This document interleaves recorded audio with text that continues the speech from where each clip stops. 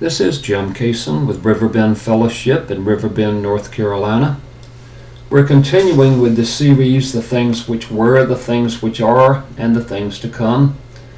This is week 22 of the series, which started back in September, and this is for the 31st day of January 2021. We've been in the book of Daniel. There's a rather extended amount of prophecy that we started on last week and are continuing on this week, and God willing we'll be continuing on next week. But right now we're at chapter 11, verse 1 for the entire chapter. I will be reading from the Amplified Bible in this, along with some notes from the New Schofield Study Bible.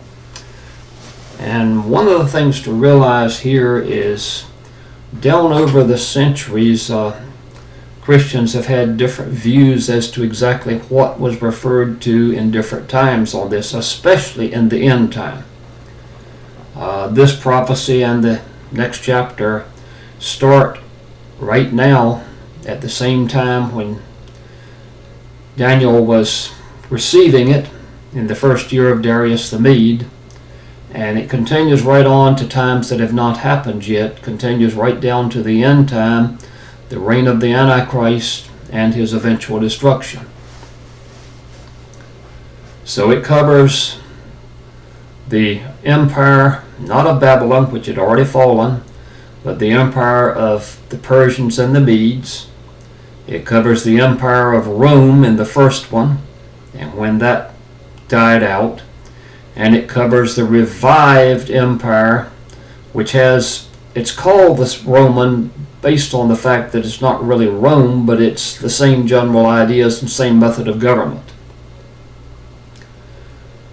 Also in the first year of Darius the Mede, and this is Gabriel speaking, I, Gabriel, arose to be an encouragement and a protection for him. That alone is significant. God sent a messenger, an angel, a powerful angel, to encourage Darius the Mede and to protect him. And you got to think about this a little bit, because to the best of our knowledge, although Darius respected God, he was not a believer in the Jewish religion.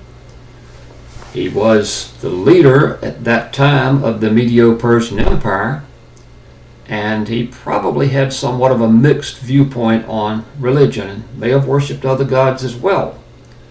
But what you need to know here is that even if you are in leadership and you are not a believer, God can still be an encouragement, he can still be a protection, and for that matter, he can go in the opposite direction, as we saw in Belteshazzar's reign ending. Verse 2, now I wish to tell you the truth. Behold, 3 more kings are going to arise in Persia, and then a 4th will become far richer than all of them. And when he becomes strong through his riches, he will stir up the whole empire against the realm of Greece. Historically, we know that this happened. We know that the Medo-Persian Empire lasted through this number of different kings, and we also know it came to an end. And we just got a clue as to one of the reasons it came to an end. He stirred up the empire against Grecian, and the Grecian Empire was just beginning. Verse 3, then a mighty king will arise who will rule with great authority and do as he pleases. Now this is speaking of Alexander the Great, already predicted centuries before it happened. Turbulent course of affairs, 2 different parts of the empire. And this was a large empire. It covered the known world in terms of the Middle and Near East at the time. So this king does like he wants to do. But as soon as he, referring to Alexander, has risen, his kingdom will be broken and divided towards the 4 winds of heaven. What broke the empire was that Alexander died. He was killed, and 4 of his generals in different parts of the empire took over and kind of split things. That's where it's talking about the four winds of heaven. In other words, the north, south, east, and west. But not to his descendants, nor according to the Grecian authority with which he ruled. For his kingdom will be torn out and uprooted and given to others, these four generals, to the exclusion of these. The normal principle of inheritance, that it would pass on down through Alexander's family, that didn't happen. The normal rules where it would remain in the leadership of Greece, that didn't happen. It divided up into different kings. Now the first three kings most likely were Cyrus II, Ezra 1:1 and 2 Chronicles 36:22 and 23 refer to him. Cambyses, not referred to in the Old Testament, and Darius, who is referred to in Ezra 5 verse 6. This fourth king is either Ahasuerus or Artaxerxes I. Both of them are referred to in the book of Ezra. Alexander died around 323 BC.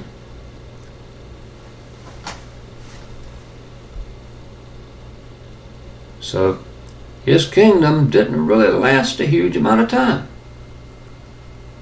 Following it, Cassandra, the general, ruled Macedonia. Lysimachus ruled Thrace and Asia Minor, and Ptolemy I ruled Egypt, and his successors ruled from 323 to 30 BC.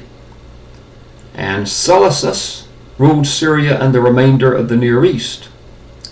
And his successors were known as the Seleucids, and they ruled until 65 BC. So this was all predicted way before it happened. Verse 5, and then the king of the south, referring to the king of Egypt, will be strong along with one of his princes who will be stronger than he and have dominance over him. His domain will be a great dominion. And we've seen this happen in other countries. The person ostensibly who was in charge actually had somebody behind him that was really in charge, but kind of secretly.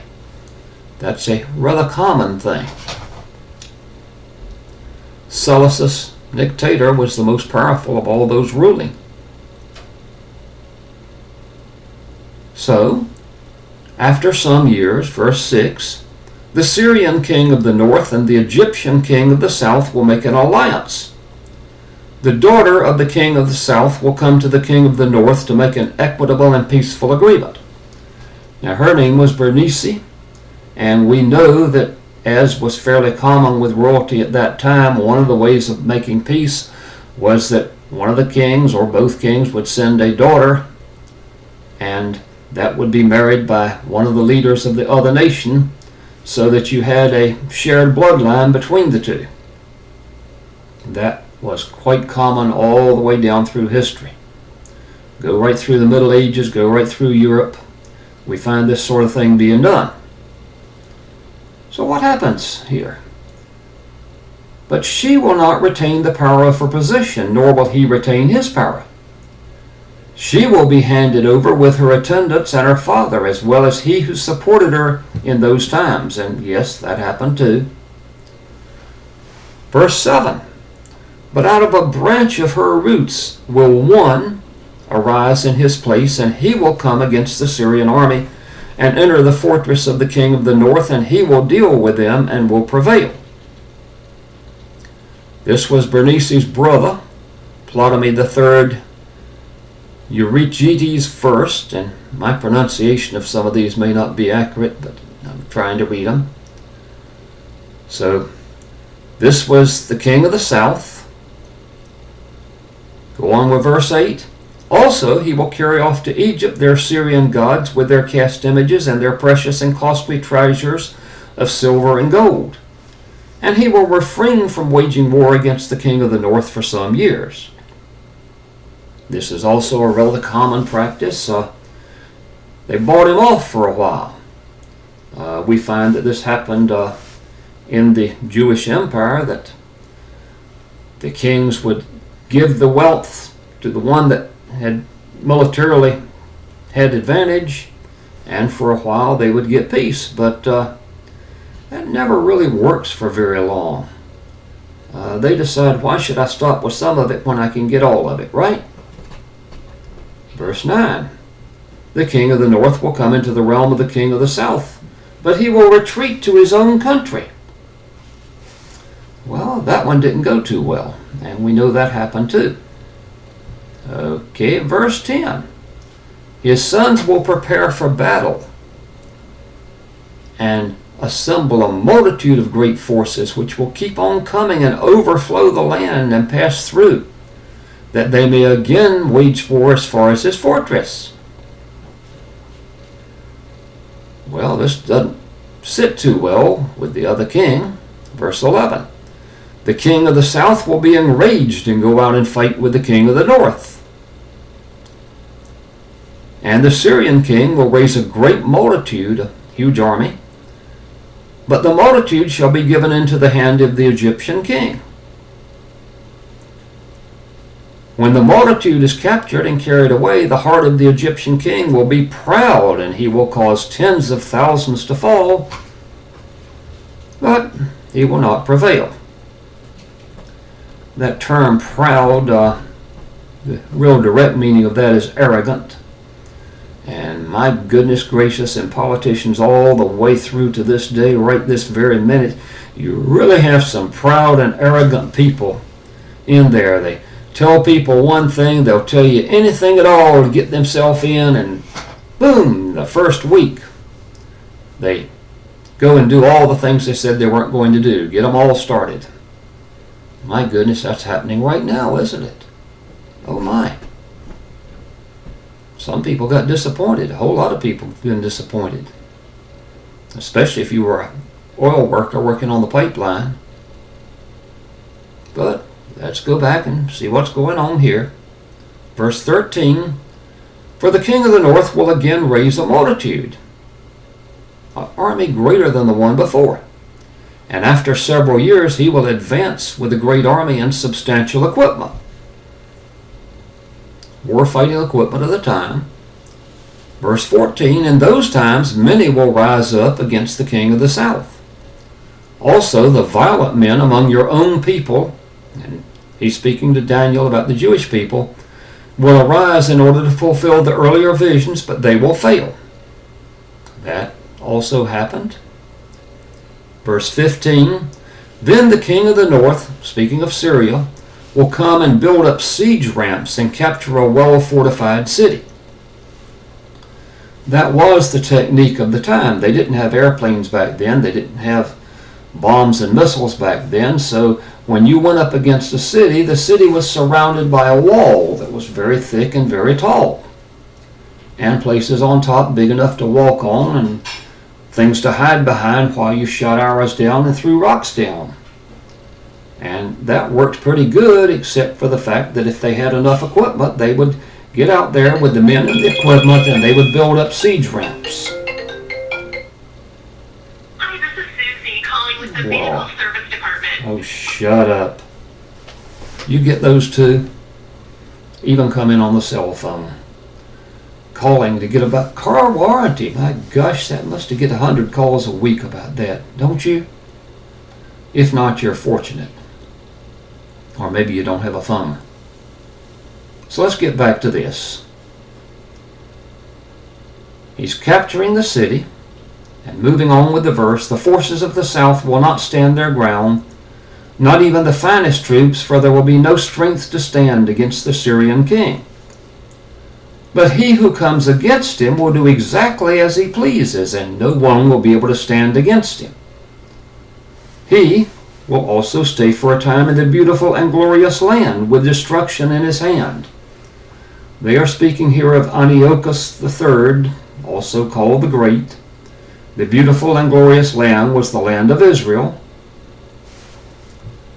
Verse 17 continues, he will be determined to come with the power of his entire kingdom and propose equitable conditions and terms of peace, which he will put into effect by making an agreement with the king of the south.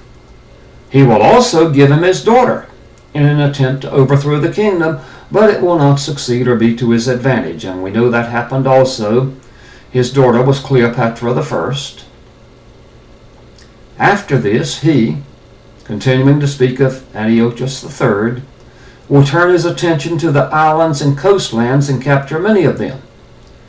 And he's talking here about the islands around Greece, the Aegean Sea, those coastlands, Lebanon, some of those coastlands. But a commander will put an end to his aggression. In fact, he will repay his insolence and turn his audacity back upon him. Boy, you know, it doesn't really matter how powerful you get. There's always somebody else comes along sooner or later that's more powerful, you know? This commander happened to be Lucius Scipio Astasius of Rome. And yes, this king Antiochus was going against Greece. He was also going against Rome. But that puppy didn't hunt. Then he will turn back toward the fortresses of his own land of Syria, but he will stumble and fall and not be found. And we know that that happened also. And then comes one of the worst moments in Jewish history up to now. Verse 20. Then in his place one will arise who will send an oppressor through the jewel of his kingdom. Yet within a few days he will be shattered, though not in anger nor in battle. Now this was speaking of the eldest son, Seleucides the fourth Philopator. But, verse 21, in his place in Syria will arise a despicable and despised person. The King James says, stand up, a vile person. This northern king is no other than Antiochus IV Epiphanes, from 175 to 164 BC. He was the great persecutor of the Jews, and he is a biblical type of the Antichrist that's coming. And we will be seeing in the next few minutes what happens. Despicable, despised person, to whom royal majesty and the honor of kingship have not been conferred. But he will come in without warning in a time of tranquility and seize the kingdom by intrigue. That is a very, very interesting sentence. Most of the times, kingdoms were seized by military force. Well, this guy sneaks in. He tells a bunch of lies. He gets people thinking he's a really, really great guy, going to do everything he said, and oh my goodness, it's just all going to be great. Everybody's going to be rich. Everybody's going to have everything great. You're going to get everything you want. We'll give you everything you want. Our government's just so... Oh my gosh, am I talking about him or am I talking about today? Despicable, despised person. He seized the kingdom by intrigue. Verse 22, the overwhelming forces, this is speaking about the armies of Egypt, will be flooded away before him and smashed. And also the prince of the covenant will be smashed. After an alliance is made with him, he will work deceitfully, and he will go up and gain power with a small force of people. Verse 24. In a time of tranquility, he will enter the most productive and richest parts of the kingdom, and he will accomplish that which his fathers never did, nor his fathers' fathers. He will distribute plunder, oh my, spoiling goods among them. Boy, that sure sounds like modern times too. He will devise plans against strongholds, but only for a time. Thank God. He's only allowed to get by with this for a little while, because God's still in control. He's still sitting up on that throne, folks. I don't care how bad it looks. He's still sitting there. And when he gets ready to, nothing can stand against him. Verse 25, he will stir up his strength and courage against his former Egyptian ally, the king of the south, with a great army. So the king of the south will prepare an exceedingly great and powerful army to wage war. But he will not stand, for schemes will be devised against him.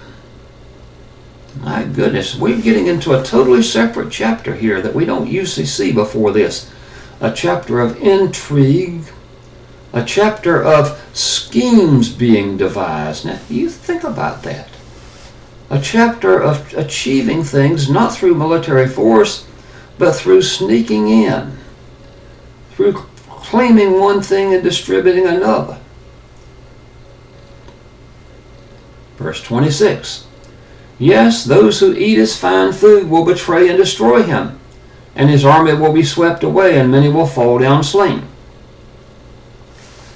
And as for both of these kings, their heart will be set on doing evil.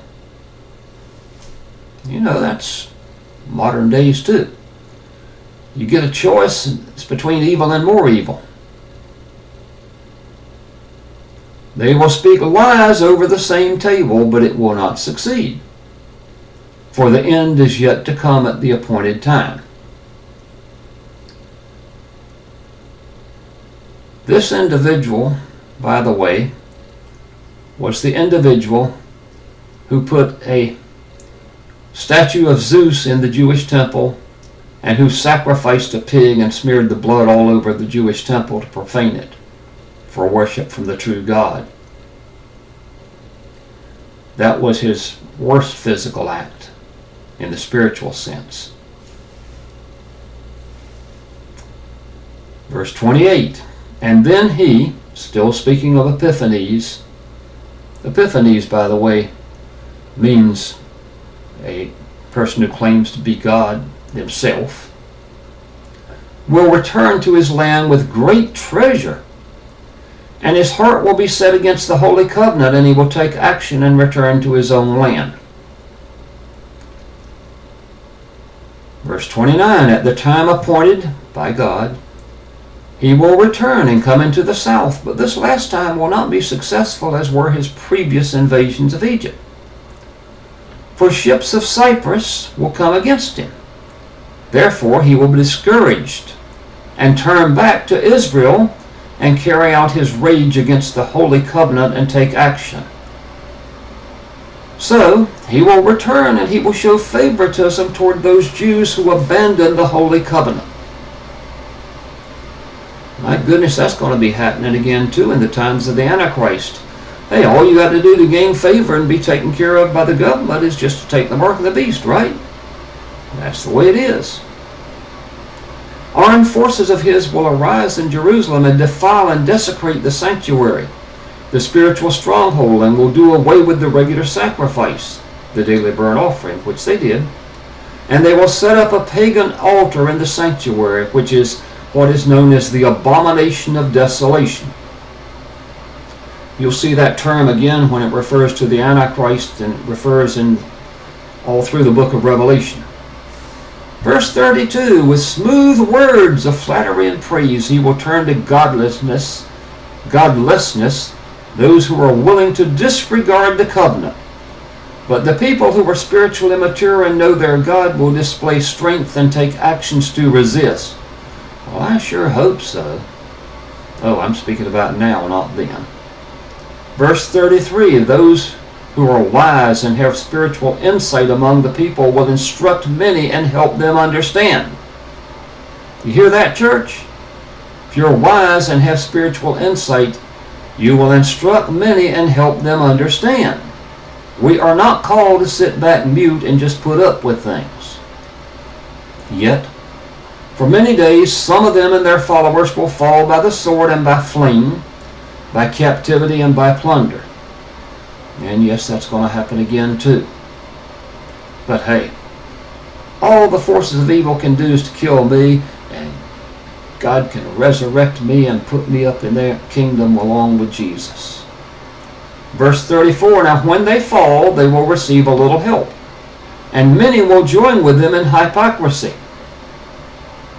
In modern days, I call that Cino, C-I-N-O, Christians in name only.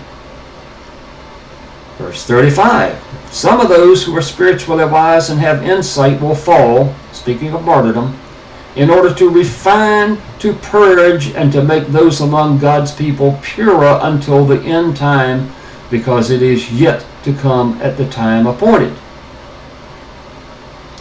Now here we're moving away from epiphanies to end times. We're talking about something that is going to happen and has really kind of begun to happen. There's martyrdom all over the world. There's as much of it or more than there was in the Middle Ages. And folks, it's coming here. It's coming worldwide. But what's the purpose?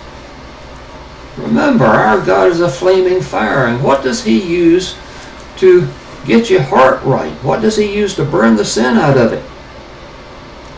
He uses things happening in your life, and He uses fire to refine.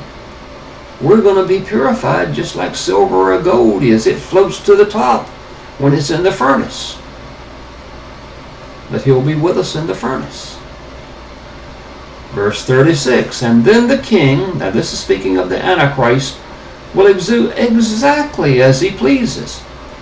He will exalt himself and magnify himself above every god. That's all the billions of Hindu gods. That's all the millions of gods in China. That's all the gods all over the world and the tribes. That's over the God of Israel and the God that we believe in, Jehovah. He will speak astounding and disgusting things against the God of gods and will prosper until the indignation is finished, for that which is determined will be done.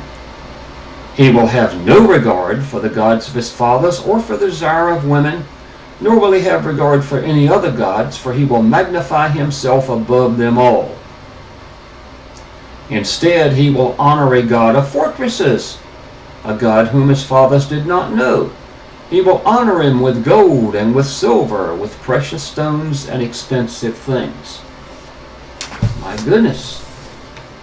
I've gone on a little bit further, and I will go back on this next week and cover this part again, because we're basically covering the same sort of thing, except now we're in the end times. Now, prayer-wise, be praying for our nation. Be praying and do anything you can to help our leaders receive witnesses that they may listen to, that some of them might be converted, because I'll tell you, if they get converted, it just changes the whole outlook. Be working inside the church for those people that come in and they think they're Christians because they're inside the building. Well, I don't think I'm a Chevrolet if I sleep in the garage. Being a Christian because you go to church, that's not how it's done. Get the strength, get some backbone out there, folks. Let's get out there and witness, because the time is short. Locally in our congregation, be praying for Brenda Garvey's sister. It's a matter of illness, and I just ask you folks, God be with you this coming week. Lord willing, we'll be back in a week and we'll continue with this thing. You have a blessed day.